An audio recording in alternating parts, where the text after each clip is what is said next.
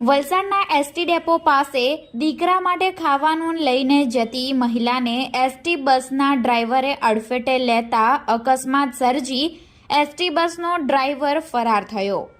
વલસાડ શહેરમાં એક ગંભીર અકસ્માતની ઘટના સામે આવી।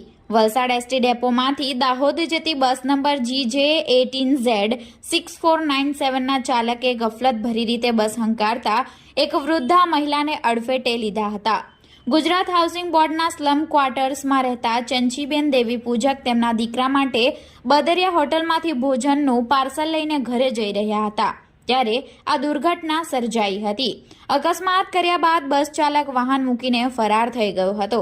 સ્થાનિક લોકોએ તુરંત જ 108 એમ્બ્યુલન્સ અને વલસાડ સિટી પોલીસને જાણ કરી હતી।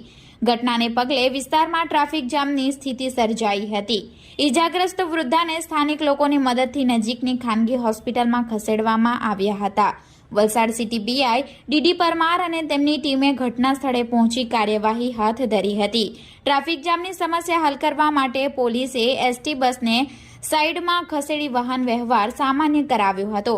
ઘટના સંદર્ભે ચંચીબેનના પુત્રએ એસટી બસ ચાલક વિરુદ્ધ ફરિયાદ નોંધાવી છે। પોલીસે ફરાર થયેલા બસ ચાલકની શોધખોળ શરૂ કરી છે।